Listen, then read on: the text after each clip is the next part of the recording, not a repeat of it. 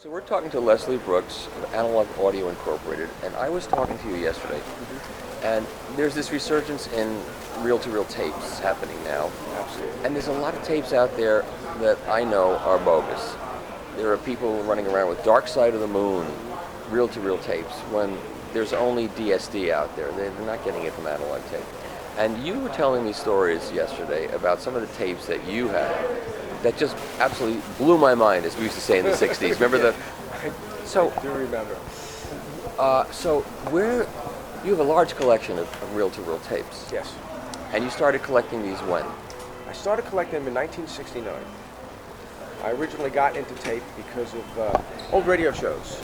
I met a guy who is still my friend to this day, and we were into things like Amos and Andy, and Jack Benny on radio, and we needed to transfer the sound from to a better location now because it was noisy, and now it's much quieter. So, so you started collecting reel-to-reel tapes in the late 60s because of old radio shows. Because of old radio shows, and we needed a way to be able to transfer the old radio shows from these big 16-inch transcription discs and put them on tape. So that's how I got into tape to start with. So the first machine that I bought was the first real good consumer 15 IPS machine, which was a Sony 850. Right. And it was right around that time that I was graduating high school, and I had a friend that got a job working in a recording studio in Manhattan. And that was my first introduction into the world of recorded music and mastering and all that. Now, where did you get those 16-inch transcription discs? How did you start collecting those? Well, the bulk of those came from WOR. I had a friend who was Gene Shepard's engineer, right? Who was a really, really nice guy named Herb Squire. And in fact, if you listen to the Gene Shepard show, you always hear Gene talking to him. He always calls Herb and does all that stuff. So Herb worked up there, and Herb also liked these old radio shows and the transcriptions. And it turned out that on that radio floor that they broadcast from, there was this gigantic closet right near the elevators. And that closet was filled with thousands of these old radio transcriptions of all the shows that they broadcast on WOR. 16 and 2/3? No, actually 33 and a third, really? But the records were 16 inches in diameter. Oh. And they're cutting lacquers? And they were cutting, some of them, they were all lacquers pretty much, but some of them were on aluminum. And during the war, they did them on glass because they didn't have aluminum. Right. So the glass-based records would crack. I mean, they would break if you looked at them sideways, But they had all these things, and most of them had never been transferred or archived or anything. So Herb and I decided that, along with this other friend of mine, that we were going to start archiving as many of these things as we could. And so we were taking them out of WOR, and we had been very, very successful in getting them out, taping them, and putting them back. We weren't doing anything bad. Right. But one night we really got a little bit greedy, and we got like one of those rolling carts, a skid, and we started piling up all these discs on the thing. And I remember at the time, I had just gotten my driver's license, and I was driving my mom's car, and I filled that car up with all these records. I mean, it was a riot. So as we were walking out of the building, somebody must have seen us taking all these discs out, and Herb calls me up, maybe it was the next night, and he says to me, you got to get the records back. I said, what are you talking about? He said, somebody saw us taking them out of the building, and I'm going to get fired if you don't bring them back. So I grabbed my mother's car, and I wasn't supposed to be driving into the city. This is what the killer part of it was, So I have to go to my mom and tell her, hey, look, I need your car because we took all these records out of WOR, and Herb's going to get fired if I don't bring them back. So anyway, we got all the records back, and over time we were able to get some more out occasionally. But that was where it all started, and it was just a lot of fun. Okay, let's move forward to you have a huge collection of reel-to-reel tapes. Yes. And and people think of these things as gold. We do, and yet they get discarded, and that's how you got most of them. And that's how I got most of them. Most of the ones that I have, really, I saved from the trash heap. Just one example of an unfortunate story, and it's heartbreaking. In 1983, Bell Sound, which is one of the oldest recording studios in the country, know the stamp, closed down. And doing their due diligence, they sent letters to all of the record companies and anybody whose inventory they had there, and said, you need to come and get your stuff because we're out of this building. Yeah. And if you don't come and get it, we're going to throw it away. They had one of the largest repositories of master tapes in the country at the time. And the letters went out, and the studio closed, And when the studio closed, there was still 10,000 tapes left there. How many got taken out? How many bothered to get picked up? Okay, almost none. Almost none. Oh. So they hired somebody, Bell Sound, when they closed it up, they hired somebody to come and clean the building out. And the group that they hired, the guys took all the machines and threw them all away and did what they had to do. But the guy who was in charge of doing all this stuff did not have the heart to throw the tapes away. So as it turns out, he had a friend who, grandfather actually, owned a car dealership in New Jersey, and above their machine shop where they did the cars, fixed the cars, they had a huge amount of storage space. So the tapes from Bell Sound got moved to this storage area. By this guy? By this guy. He took a truck, and he and this friend of his, whose grandfather And how long owned, did they sit there? and they sat there for almost 20 years. Oh my! Right near where I live. Right. and then? And then the grandfather got old and said, "I'm selling the car dealership. You got to get your tapes So the out of same here." story again. So it's the same story my again. God. So by this time, the grandson lives in Boca Raton, not too far from me, and I don't know him yet, but he gets the call from the grandfather, and he says, "You got to come and get your tapes." And he's got two kids and a wife, and a dog, and he can't rent a That's truck. no excuse. Right? So he jumps in his car, drives up to New York, and fills his car up with tapes. Maybe 500 out of the 10,000. Oh. And the rest of them wind up in a dumpster. And you got them from the dumpster? No. No one got No, them? nobody got it from the dumpster. Oh, my So those are all landfill in New Jersey. So out of those 10,000 tapes, okay, 500 survive. Oh, that is horrible. Okay? And this is a story that gets repeated over and over and over again. Now, the way I found him was he was selling tapes on eBay, and his eBay username contained the word Boca, and I live in Boca, and I look at this and I say, oh my God, I mean, this is the really coolest thing. I mean, here's a guy like 4 miles away from me that's got all these tapes.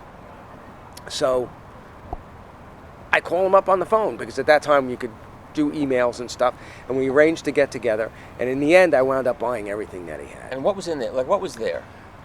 My favorite thing that was in there was a tape that was the original cassette master, a Scotch 202 cassette master for the Albert King album Live Wire Blues Power, which to me is like one of the classic original live blues recordings of all time. And so it's a cassette master. Does that mean it's on reel-to-reel? It's a reel-to-reel tape that was used to master cassettes. And what's so wonderful about tapes from this time period where they're cassette masters is that they didn't roll them off like they did for LP masters. So it's not EQ'd for LP pressing. Yeah.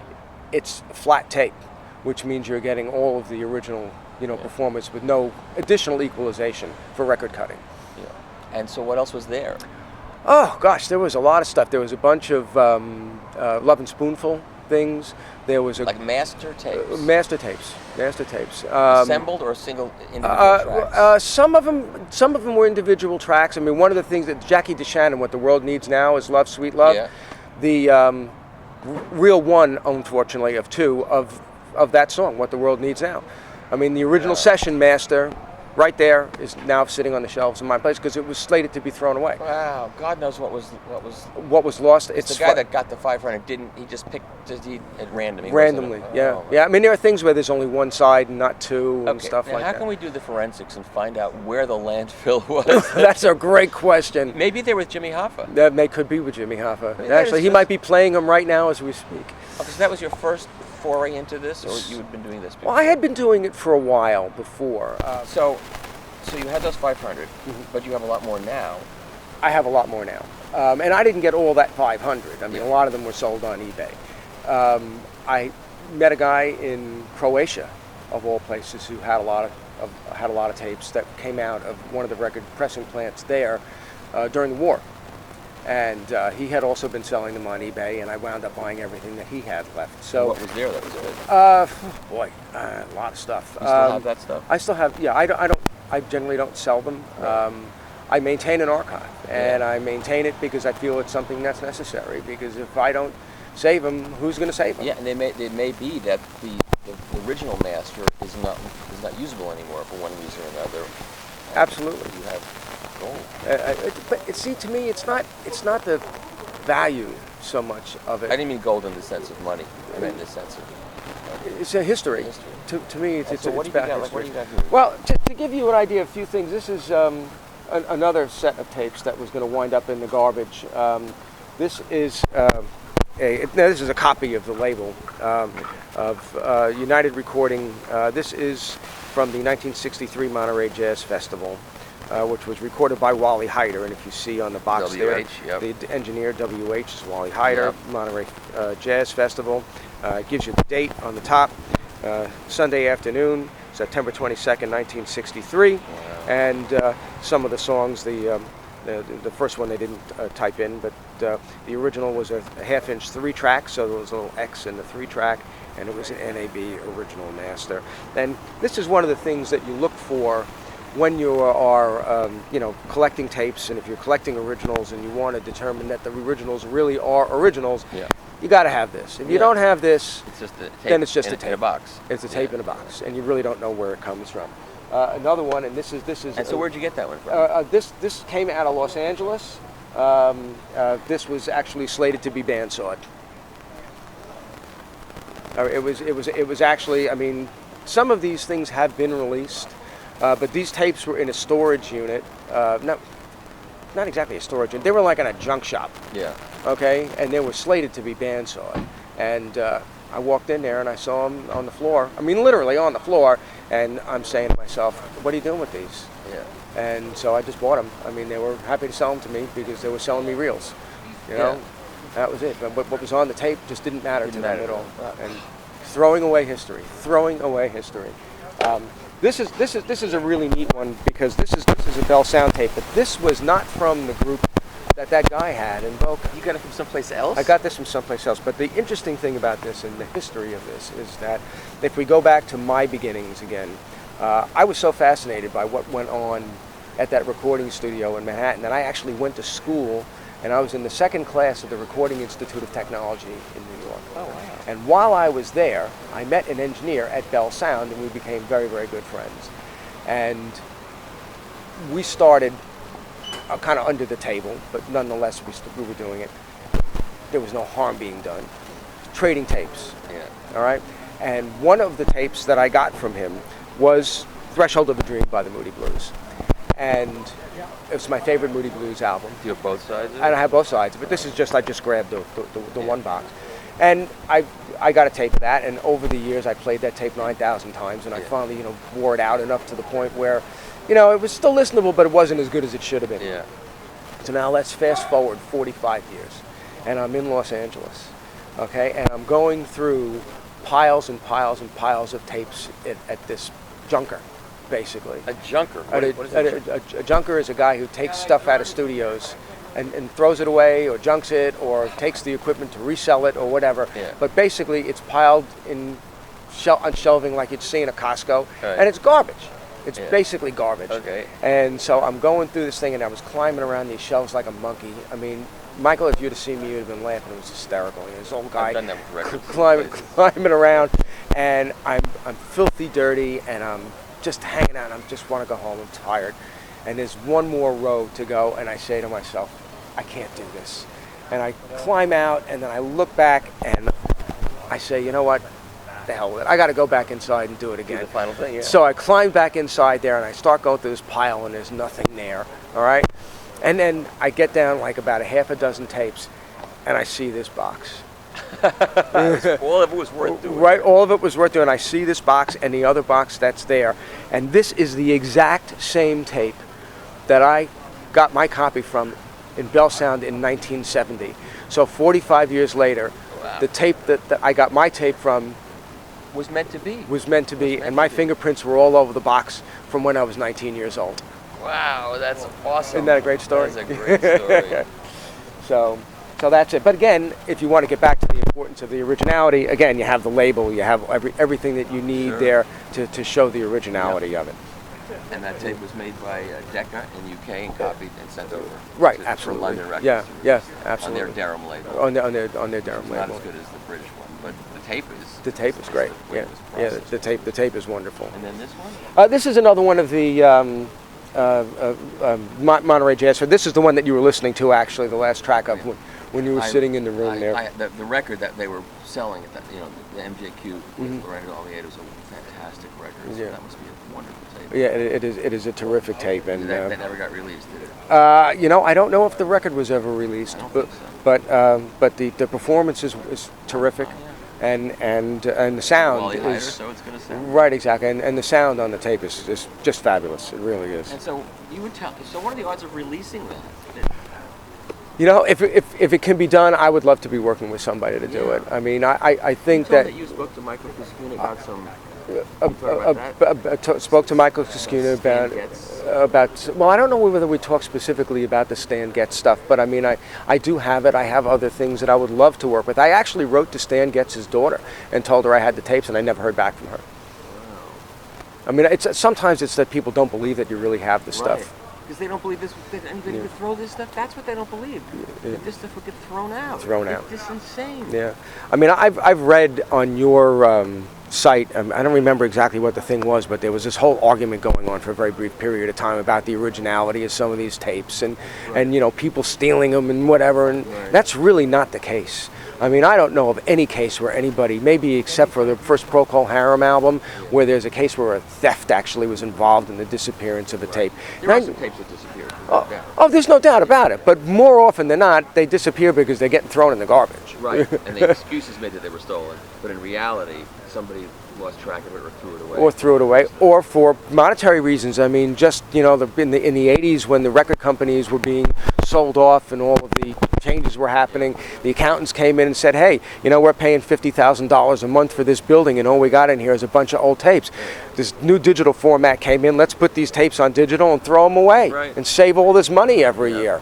Hey, what a mistake. Because I know some people in the UK who have tapes from Trident that they found in a garbage pail behind Trident. Right. When they were closing down. Absolutely. Yeah, it's crazy. I don't even understand it. Right. It's crazy. And you don't really want to believe it because you can't, in your mind, conceive of the idea that somebody would take something so important and think it's nothing. Right. It's almost like the Universal Fire, where all those tapes were destroyed. That's right. Because they stored them on the mountaintop there with no fireproof protection in a place that was known to have fires. Fires and no way to put the fire out. Right. And the mentality of that is just, it's disgusting. It's mind-boggling. It's been lost.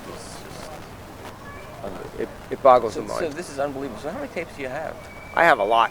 I have a lot. Thousands. Yeah. And how do you store them? I store basically on shelving in a place that's air conditioned. It's not temperature and humidity controlled. Not above a car dealership? Not above a car dealership. No. Does traditions matter to you? Absolutely. I guess I'll have to find a grandfather with a car dealership sometime. But no, I mean, I've been doing this for a while, and I have a system of storage and putting them away. And you take them out and listen to them and enjoy them. I take them out and listen to them and enjoy them, and would love to be able to find a way for other people to enjoy some of them too. I wonder how that could be done. I think it's something to work on, and I am open to suggestions. I have tried. I'll see who I know.